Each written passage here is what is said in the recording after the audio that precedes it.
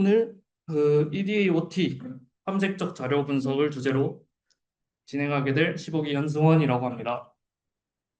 EDA를 처음 접하시는 분들도 있을 텐데 최대한 간단하게 차근차근 설명해 드릴 테니까 좀 편하게 들으시면 될 것 같은데 제가 그래도 나름 열심히 준비를 해서 너무 편하게 듣다가 좀 졸거나 그러면 제가 좀 슬플 것 같아요. 오늘 다룰 목차입니다. 그 데이터를 일단 어떻게 모으는지, 그리고 모은 데이터를 어떻게 다듬는지, 그리고 다듬어진 데이터를 어떻게 분석하는지, 그리고 분석 결과를 어떻게 시각화하는지, 그리고 최종적으로 마지막 전체 내용을 정리하고 마무리할 건데, 이 흐름 자체가 실제 데이터 분석 프로젝트가 진행되는 순서랑 거의 유사하기 때문에, 그래서 오늘 OT를 들으시면은 데이터 분석을 처음 해보시더라도 프로젝트는 이렇게 흐름상 전개가 되는구나를 그 그림을 잡으실 수 있을 것 같아요. 제가 거의 한 5년 만에 발표라서 좀 긴장이 되는 것 같은데, 네, 열심히 해보겠습니다. 일단 들어가기 전에 데이터 분석이란 뭔지부터 설명해 드리고 갈 건데요. 그 위키피디아를 보면은 유용한 정보를 발굴하고 결론적인 내용을 알리며 의사결정을 지원하는 것을 목표로 데이터를 정리, 변환, 모델링하는 과정을 데이터 분석이라고 합니다. 그 화면에 보이는 것처럼 그 데이터 수집, 전처리, 탐색, 그리고 분석, 모델링, 시각화, 해석 이렇게 그 5단계로 이루어진다고 볼 수 있는데 이 5단계가 제가 오늘 말씀드릴 전체 흐름이고 여기서 한 가지 꼭 기억해야 하실 부분은 그 뒤에 있는 그 데이터 분석은 DS, 데이터 사이언스와 달리 직접 모델을 개발하지 않고 단순히 데이터에 내재된 패턴과 인사이트를 도출하는 데 초점을 둔다고 합니다. 그 DA는 그 데이터를 이해하고 그냥 인사이트를 추출하는 거에만 그 관점을 두고 DS는 그걸 바탕으로 나중에 모델을 개발을 해서 예측을 하거나 서비스를 개발을 할 수가 있겠죠. 네, 그 다음으로 탐색적 자료 분석이란 뭔지 설명을 드리자면은 그 데이터의 변환과 시각화를 통해서 다양한 각도에서 데이터를 관찰하고 그 데이터의 패턴 및 구조적 특성을 발견하는 과정을 탐색적 자료 분석 EDA라고 합니다. 그 EDA를 좀 이해하려면은 그 반대 개념인 CDA, 확증적 데이터 분석이랑 구분을 해보면은 좀 이해가 편하실 것 같은데, 그쵸? 그 확증 편향이라고 좀 보셨을 것 같은데, 그 뭔가 마음에 그냥 정답을 정해놓고 생각하는 거를 확증 편향이라고 하죠. 확증적 데이터 분석은 그 저희가 그 가설 검정을 좀 배웠을 텐데 그 가설을 마음속으로 생각을 해놓고 그거를 검증하는 방식으로 진행이 됩니다. EDA는 그 표를 보시면 목적은 패턴과 가설 발견이라고 돼 있죠. 그 데이터를 보고 그 순서도 보시면은 데이터를 보고 가설을 세우는 단계입니다. 근데 CDA는 반대로 가설 검증이 목적이라서 그 가설을 시작으로 데이터를 보면서 그 가설이 맞는지 아닌지를 판단을 하는 겁니다. 그 방법도 EDA는 시각화나 요약 통계를 쓰는데 CDA는 통계적 검정이나 p-value를 쓴다고 보실 수 있겠죠. 그 유연성이 특히 좀 중요하다고 볼 수 있을 것 같은데 EDA는 그냥 정해진 정답이 없으니까 그냥 데이터를 보고 뭐 자유롭게 탐색하시면 됩니다. 뭐 시각화를 하고 싶으면 시각화를 하셔도 되고 아니면은 뭐 분포를 보고 싶으면은 분포를 봐도 되겠죠. 근데 CDA는 그 가설을 검증해야 되는 절차가 정해져 있기 때문에 그 미리 정한 절차를 따른다고 보시면 됩니다. 그 핵심 차이를 한 문장으로 정리를 하면은 CDA는 그 내 생각이 맞을까라는 생각에서 그 이미 답을 예상을 하고 확인하는 과정이죠. 이게 아까 말씀드렸던 그 확증 편향이랑 좀 연결 지어서 생각을 하시면 될 것 같아요. 그 EDA는 반대로 그 여기에 뭐가 있을까라고 열린 마음으로 탐색을 하면 되는데 근데 이게 EDA랑 좀 배타적인 관계라기보다는 그 EDA로 먼저 데이터를 탐색을 해서 가설을 세운 다음에 그 CDA로 그 가설을 검증하는 식으로 이어지는 경우가 많습니다. 오늘은 그 EDA를 좀 집중적으로 설명을 드리는 거고요. 일단 EDA 하려면은 당연히 데이터가 있어야겠죠. 그래서 데이터를 수집을 먼저 해야 됩니다. 그 데이터 수집 방법으로는 크게 한 4가지로 볼 수 있는데 처음으로 공공 데이터를 활용할 수 있습니다. 우리나라 데이터에는 이제 국가 통계 포털이나 공공 데이터 포털 등의 사이트에서 통일된 형식의 파일을 제공할 수 있어서 비교적 정제된 데이터를 쉽게 구할 수 있습니다. 그래서 진행하시다 보면은 데이터 수집이 상당히 시간이 오래 걸리는데 이런 통일된 형식의 파일을 제공받으면은 상당히 시간을 줄일 수 있기 때문에 좀 우선적으로 찾아보시는 것을 추천드리는 편이고요. 두 번째로는 API 활용이 있는데 데이터를 제공하는 서비스의 API를 통해서 데이터를 요청해서 받을 수 있습니다. 근데 모든 서비스가 API를 제공하는 것도 아니고 이거는 유료로 사용해야 되는 경우도 많기 때문에 한번 좀 잘 알아보시고 사용하는 것을 추천드리고요.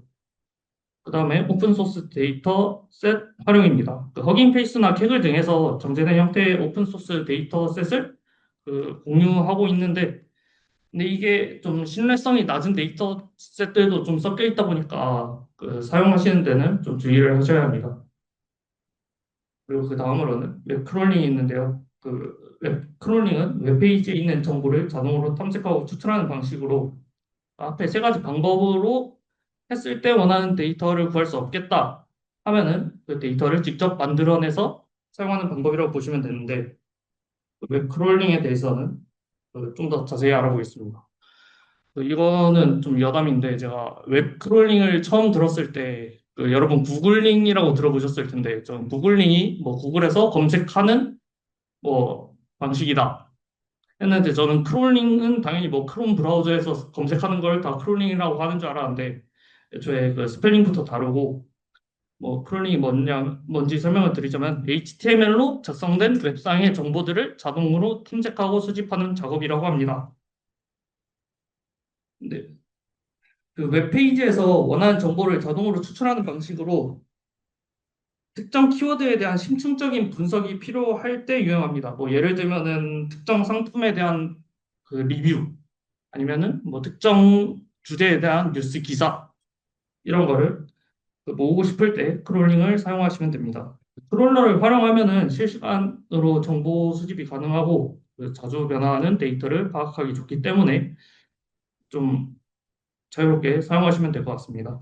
웹페이지 형식에 따라서 대표적으로 두 가지 기법이 자주 쓰이는데요. 뷰티풀 숲이나 셀레니움 이렇게 두 가지 기법이 있는데 일단 웹페이지 형식부터 먼저 알려드리겠습니다.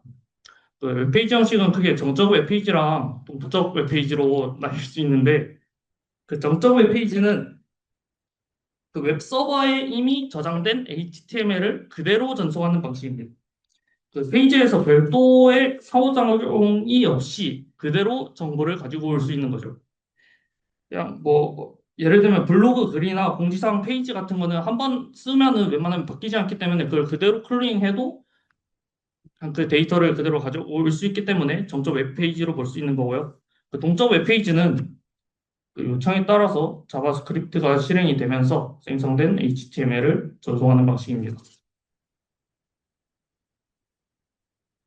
페이지에서 특정 상호작용을 해야만 정보를 가지고 올 수 있다고 하는데 뭐 스크롤이나 클릭 같은 행위가 있다고 볼 수 있는데 이거 예를 들면은 좀 무신사 같은 걸 보면은 상품 카테고리를 선택을 하고 그다음에 뭐 스크롤을 내려야 뭐 상품들이 나오는 것처럼 그 이런 특정 상호작용을 해야 그 상품이 뜬다라고 보시면 좀 더 이해가 편할 것 같아요. 뭐 예시로 보면 저기 상품 검색 목록이나 웹지도라고 적혀 있죠. 어쨌든 그 웹페이지의 형식에 따라서 쓰이는 도구도 다르는데 뭐 뷰티풀 숲이나 아니면 셀레니움 아까 말씀드렸죠. 근데 뷰티풀 숲은 어떻게 쓰냐면은 HTML이나 XML을 그냥 단순 파싱하는 방식으로 처리합니다. 자바스크립트 처리가 불가능하고 브라우저 렌더링이 없기 때문에 상당히 빠르다고 볼 수 있고요. 반대로 동적 웹페이지 셀레니움은 브라우저 자동화 및 동적 웹페이지와 상호작용을 해야 하고 그리고 자바스크립트 처리가 가능하고 그리고 실제 브라우저 렌더링을 거쳐야 하기 때문에 좀 느린 속도라고 볼 수 있습니다. 여기서 브라우저 렌더링이란 아까 웹페이지를 우리가 눈으로 볼 수 있는 화면으로 바꿔주는 과정으로 아까 말씀드렸듯이 뭐 스크롤을 하거나 클릭을 하거나 이런 과정들을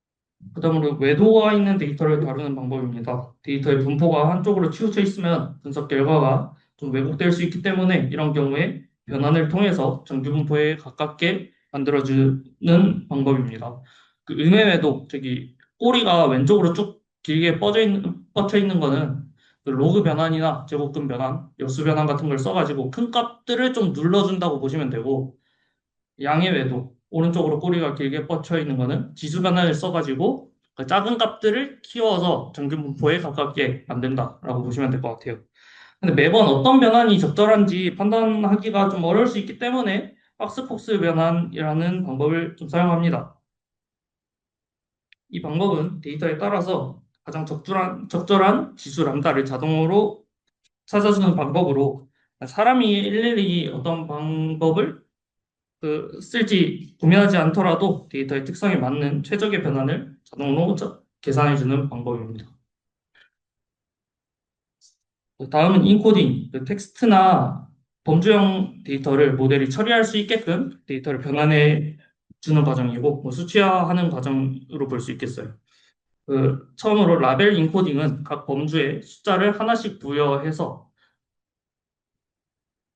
수치화하는 과정으로 순서형 데이터에는 적합할 수 있는데 명목형 데이터에는 적합하지 않습니다. 이거는 뒤에 예시를 보시면 확실히 이해가 될 것 같고요. 원한 인코딩은 각 범주마다 변수를 하나씩 추가해가지고 이진값 데이터로 뭐 0과 1 그렇게 변환을 하고 이거는 명료한 해석이 가능한데 차원이 좀 확실히 그 변수 하나가 있을 때마다 그 컬럼이 하나씩 늘어나는 거니까 차원이 확실히 커지고 그리고 대부분이 0인 스파스한 행렬이 될 수 있습니다. 그리고 다중공선성 문제도 생깁니다.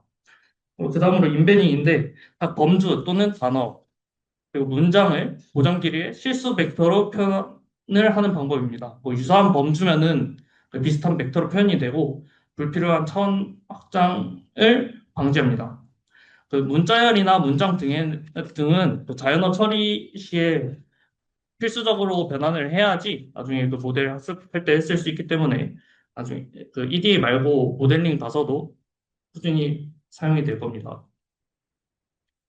네, 예시를 같이 보시면은 저기 컨트리라는 컬럼에 그 한국, 일본, 중국이 있는데 처음에 라벨링 코딩은 한국을 0, 일본을 1, 중국을 2 이렇게 변화를 하는데 이게 문제가 뭐냐면은 그 한국, 일본, 중국 사이에 뭐 순서나 크기 사이에 관계가 없는데 0, 1, 2라고 변환을 했기 때문에 뭐 중국이 일본의 두 배다 이렇게 해석을 할 수 있는 여지가 생기는 문제가 있습니다. 그리고 원활 인코딩은 보시는 것처럼 한국, 일본, 중국을 각각의 열을 추가해가지고 그 이진 값으로 변환을 하죠. 근데 이거는 보시면은 대부분이 0인 것처럼 그 스팔스한 행렬, 아까 말씀드렸던 것처럼 그런 문제가 생깁니다. 그리고 인베딩을 적용을 하면은 각 국가가 실수 벡터로 표현되는데 이 벡터들은 임의적으로 유사한 범주끼리는 벡터 값도 비슷하게 학습이 됩니다. 다음으로 데이터 인테그레이션인데 그 다양한 소스로부터 온 데이터들을 처리하기 용이한 곳에 한 곳에 통합된 방식으로 모으는 방법입니다. 실제 프로젝트에서 데이터가 한 곳에서만 오는 경우가 좀 드물고 그 여러 출처의 데이터를 합쳐야 하는 경우가 많기 때문에 그 형식과 스키바를 통일해서 처리하기 쉬운 형태로 만드는 과정으로 이해를 하시면 됩니다. 데이터 리덕션. 그중에서 차원 축소에 대해서 설명을 드리겠습니다. 다차원 데이터셋은 그 밑에 보이는 것처럼 문제가 생기는데요. 차원이 늘어날수록 데이터가 공간에 희소하게 퍼지면서 분석과 모델링이 어려워지는 현상인 차원의 저주, 그리고 변수들 사이에 강한 상관관계가 존재해가지고 모델 해석이나 성능에 문제가 생기는 현상인 다중공선성. 그리고 차원이 3개가 넘어가면은 저희가 시각하는데 문제가 생기기 때문에 그 다차원 데이터셋은 그 변수의 수를 줄여야 하는 작업이 필요하게 될 겁니다. 여기서 변수를 줄이는 방법에는 크게 두 가지가 있는데 피처 셀렉션과 피처 익스트랙션이 있습니다. 피처 셀렉션은 데이터 분석 목적에 맞는 소수의 변수만 선택하는 방법으로 forward, backward, stepwise 셀렉션이 있습니다. 그래서 포워드는 그 변수를 처음부터 하나씩 추가해 가면서 제일 성능이 좋은 거를 하나씩 추가해 나가는 과정이고, 백워드는 처음에 모든 변수를 썼는데 제일 무의미한 변수를 하나씩 제거해 나가는 과정이고, 스텝와이즈는 뭐 넣었다 뺐다 하면서 최적의 변수를 선택해 나가는 과정입니다. 그리고 피처 익스트랙션은 변수의 변환을 통해서 새로운 변수를 추출하는 방법으로, 뭐 대표적으로 PCA가 있는데 이거는 나중에 다른 세션에서 좀 다루도록 하겠습니다. 여기까지가 전처리 파트였고, 이제 전처리된 데이터를 실제로 분석하는 방법론 파트로 넘어가겠습니다. 처음에는 그 데이터를 분포를 보고 분석을 할 수 있습니다. 데이터의 분포를 탐색을 해가지고 아까 말씀드렸던 뭐 이상치가 있는지, 또 매도가 있는지, 정기성을 만족하는지, 그 분포의 특성을 확인하는 과정인데요. 그 분포를 확인하는 대표적인 방법이 QQ+인데, 그 QQ+은 데이터의 분포가 특정 이론적 분포, 보통은 정규 분포를 많이 쓰고, 이거를 정규 분포를 따르는지, 그 특정 이론적 분포를 따르는지 확인하기 위한 그래프입니다. 그 X축은 그 데이터가 정규성을 따른다면 나타나는 그 분위값이 찍혀 있고, Y축은 실제 그 데이터의 분위값이 찍혀 있습니다.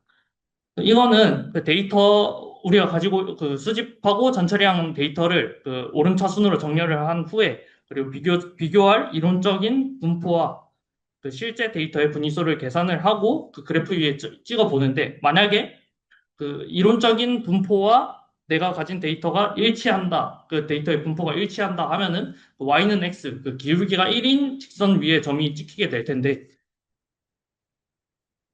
뭐 물론 그 정규 분포 이외에도 뭐 아까 말씀드렸던 것처럼 다른 분포들이 될 수도 있는데, 뭐 t 분포, f 분포, 유니폼 분포 등 다양한 분포랑 비교해서 그려볼 수도 있겠고요. 만약에 그 y는 x 위에 찍혀 있지 않고 이런 역 S자의 형태를 보시면은 그 꼬리가 두꺼운 대칭 분포를 의미합니다. 그러니까 정규 분포보다는 조금 벗어나서 정규 분포보다 뭐 꼬리가 더 두껍다라고 해석을 할 수 있고, 반대로 그냥 진짜 S자 이런 그래프가 나온다, 그 점이 찍힌다면은 그 꼬리가 얇고 대칭적인 경우라고 생각하시면 됩니다. 뭐 그 두 가지 형태는 어쨌든 정규 분포를, 저희가 만약에 정규 분포를 기준으로 QQ 플롯을 그 그려봤을 때, 만약에 그 y는 x 위에 찍혀 있지 않는다 하면은 뭐 로그, 아까 말씀드렸던 로그 변환이나 박스 폭스 변환을 좀 고려해 볼 수 있겠습니다. 분포를 분석하는 거 여기까지 해보고, 그리고 그 다음에 관계를 분석해 볼 수도 있습니다. 그 변수 간의 관계랑 연관성을 분석을 해가지고 데이터에 존재하는 패턴을 파악하는 과정입니다. 그 처음으로 상관계수가 있는데, 피어슨 상관계수와 스피어만 상관계수가 있습니다. 그 전자는 좀 많이들 익숙하실 것 같은데 후자는 좀 어색하실 거예요. 피어슨 상관계수부터 말씀드리자면은, 일단 실제 값을 그대로 사용합니다. 저기 x랑 y 값을 그대로 사용하는 것처럼. 그래서 저거 피어슨 상관계수의 값은 마이너스 1에서 1로 그 이상치에 민감하다는 특징이 있는데, 그 1에 가까울수록 양의 상관관계를 가지고, 마이너스 1에 가까울수록 음의 상관관계, 그리고 0에 가까울수록 양 상관관계가 없다라고 보시면 되고, 스피어만 상관계수는 저기 DI가 순위를 사용하는 겁니다. 그 데이터들을 그 각각의 이제 오름차순으로 순위를 매겨버리는 거고요. 그래서 저거는 그냥 단조 관계, 한쪽이 한 변수가 증가하면은 다른 변수가 뭐 증가하는지 감소하는지 이것만 신경을 쓰고, 저것도 값이 마찬가지로 마이너스 1에서 1 사이입니다. 그 1에 가까울수록 단조 증가 관계, 그 마이너스 1에 가까울수록 단조 감소, 그리고 0에 가까울수록 그냥 뭐 관계가 없다라고 보시면 되고, 이거는 그 아까 피어슨 상관계수는 직접 그 실제 값을 사용했던 거에 비해서 스피어만 상관계수는 순위를 사용하기 때문에 이건 이상치에 좀 비교적 강하다고 볼 수 있겠습니다. 그리고 관계를 분석하는 방법 중에 다른 방식이 그 유사도를 쓰는 방식인데, 유클리드 거리랑 코사인 유사도가 있습니다. 그 유클리드 거리는 그 두 데이터 간의 직선 거리를 측정합니다. 그 값이 0이다. 그러면 뭐 거리가 0이다. 두 점 사이의 거리가 0이다. 이거는 두 점 사이의 거리가 가깝다. 그래서 뭐 유사하다고 볼 수 있겠죠. 그리고 코사인 유사도는 두 벡터의 방향이 얼마나 유사한지 측정하는 방식입니다. 이 값은 마이너스 1에서 1로 이 값이 1에 가까울수록 유사합니다. 그, 코사인 유사도는 그 각도에 중점을 두는 거고 유클리드 거리는 좀 그 거리에 집중을 한다고 보시면 되겠습니다. 그리고 관계 분석에서 그 가장 대표적인 방법이 이제 회귀 분석인데 이거는 많이들 아실 것 같습니다. 그 X 독립 변수를 사용해서 Y 종속 변수를 설명 또는 예측하는 방법으로 많은 양의 데이터를 간단하게 설명할 때 사용이 되고요. 선형 회귀, 로지스틱 회귀, 비선형 회귀, 머신러닝 회귀 등 다양한 회귀 그 분석이 존재합니다. 선형 회귀 분석은 수많은 직선들 중에서 데이터랑 직선들 간의 그 회귀선과 그 진짜 가지고 있는 그 데이터의 그 오차들의 제곱의 합인 그 MSE 이게 가장 작은 직선이 가장 좋은 직선이다라고 그 분석을 하는 거고 이거는 이 회귀선이 잘 데이터를 표현하냐 이거는 R 스퀘어 값으로 확인을 할 수 있습니다. 그 다중 선형 회귀 분석은 아까 말씀드렸던 그 변수 x의 개수가 이제 k개로 여러 개로 늘어난다고 보시면 됩니다. 근데 이거는 그 독립 변수가 많아서 과적합이 날 가능성이 있기 때문에 그 과적합 방지를 위해서 리지나 라쏘 다른 그 정규화 기법이 필요하다고 볼 수 있습니다. 그 회귀 분석이랑 관련해가지고 좀 강조해드리고자 하는 부분이 있는데 그 DA 분야에서는 그 예측력이 좋은 것보다 해석력이 좀 더 좋아야 할 때가 많습니다. 즉 그 모델 성능이 그냥 확실히 높게 나타났다, 뭐 R스퀘어 값이 높다 하더라도 만약에 머신러닝 회귀나 딥러닝 모델을 쓰면은 좀 그 이것들 자체가 블랙박스이기 때문에 어떤 이유로 성능이 높게 나타났다 이거를 모르는 경우가 많아요. 그래서 단순히 그냥 예측력만 보는 것보다도 저희는 이제 뭐 발표를 한다거나 뭐 아이디어 그 인사이트를 노출한다거나 해야 되기 때문에 그 해석력을 고려를 하셔야 합니다. 그래서 웬만하면 머신러닝 기반 모델이 성능이 좋을 건데 그렇다고 항상 그것만 고집하면 안 된다는 말을 드리고 싶었습니다. 네, 관계 분석 파트를 좀 마무리하면서 말씀드리고자 하는 세 가지 세 가지 그 정리할 게 있는데요. 그 상관계수 아까 말씀드렸던 피어슨 상관계수랑 스피어만 상관계수가 있는데 그 이 상관계수 분석을 할 때는 우선적으로 정규성 검증을 하셔야 합니다. 그 정규성을 만족하는 경우에는 피어슨 상관계수를 쓰시면 되고 정규성을 만족하지 않는다 하면 아까 순위를 쓰던 스피어만 상관계수를 쓰시면 됩니다. 그리고 선형 회귀 분석을 할 때 다중공선성, 즉 변수들 간의 상관관계가 있냐 없냐 이거를 판단을 하셔야 합니다. 그 VIF 테스트에서 모든 변수가 10 아래의 값을 가지면 문제가 없다고 하고 넘어가시면 되고요. 그리고 CLT 이거 그 면접 질문 중에 받으신 분들이 있을 텐데 그 조금 착오를 하시면 안 되는 게 데이터가 많아질 때 그 n의 값이 통상적으로 30 이상일 때 그때 표본 평균의 분포가 정규 분포를 따른다는 거지 그냥 단순히 그냥 내가 수집한 데이터가 뭐 30개가 넘는다 뭐 100개가 넘는다 하더라도 그 데이터들은 정규 분포가 따른다고 할 수 없습니다. 그거는 표본 평균의 분포가 정규 분포를 따른다는 거지 뭐 단순히 데이터가 많을 때의 이야기가 아니라고 주의해 주시면 될 것 같습니다. 그리고 목적에 따른 시각화 방법으로 넘어가겠습니다. 그 시각화 방법은 뭐 결과를 도출할 때도 쓸 수 있고 아니면은 그 중간중간에 변수 간의 분포를 파악하거나 그런 경우에 쓸 수 있기 때문에 항상 시각화는 그냥 좀 유도리 있게 사용을 하시면 되고 뭐 목적도 다양할 겁니다. 뭐 데이터 간의 비교를 하고 싶다. 뭐 데이터의 분포를 보고 싶거나 뭐 데이터 간의 관계를 보고 싶다. 아니면 전체적으로 어떻게 되는지 구성을 보고 싶다. 할 때 시각화 방법을 좀 다양하게 쓰시면 되는데 뭐 여러분도 알고 있으시다시피 뭐 히스토그램, 박스플롯 뭐 다양한 시각화 방법이 있는데 저기 혹시라도 궁금하신 분이 있으면은 저기 우측 하단에 사이트 들어가시면 다양한 시각화 방법이 있기 때문에 한번 참고해 주시면 좋을 것 같습니다. 네, 히스토그램으로는 뭐 아까 분포 분석을 할 수 있는 것처럼 데이터가 뭐 정규성을 따르는지 아니면 어떤 분포를 따르는지 대충 한눈으로 볼 수 있고 박스플롯으로는 얘의 분위수 아니면 이상치 등을 파악을 할 수 있겠고요. 그리고 산점도는 그 변수들 간의 상관관계가 어떻게 되는지, 뭐 우상향인지 우하향인지 아니면 상관관계가 없는지 볼 수 있고, 뭐 에리어 차트는 뭐 시간대별로 이렇게 비교를 해볼 수 있다거나 아니면은 한눈에 그 다양한 변수들이 어떤 대소관계를 갖는지 파악을 해볼 수 있겠고, 히트맵은 저 그 변수들 간의 상관관계를 저거 진하기로 표현을 한다고 보시면 됩니다.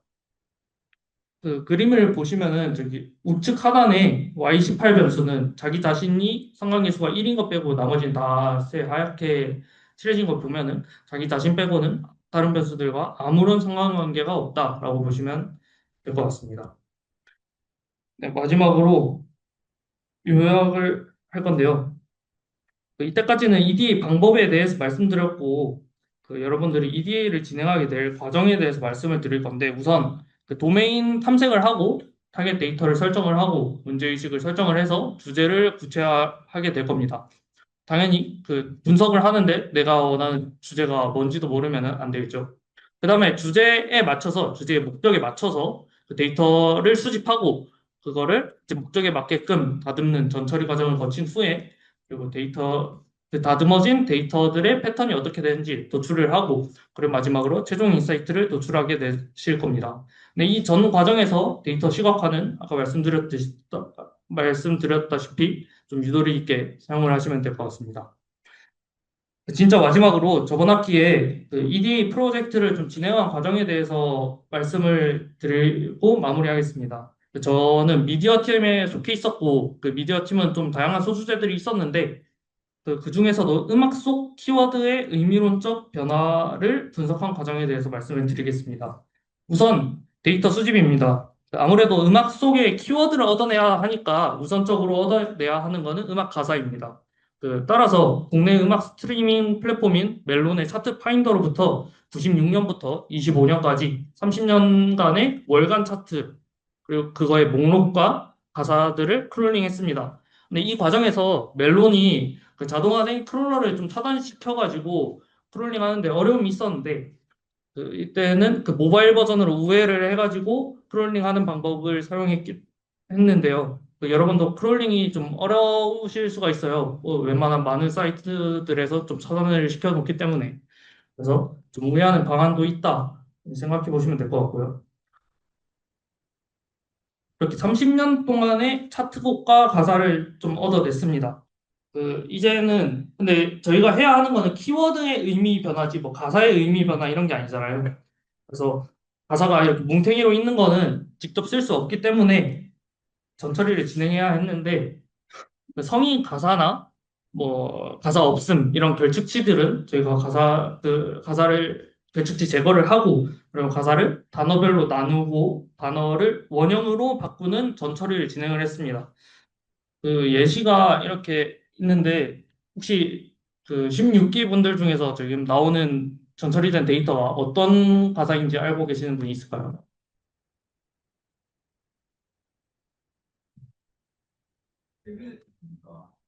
네. 지금 저희 뭐 셋째 줄 보면은 like magnetic 뭐 저기 많죠? 저 감사합니다. 네, 아일리에서 마그네틱이었고요. 어쨌든 저희는 이렇게 데이터 전처리까지 했고,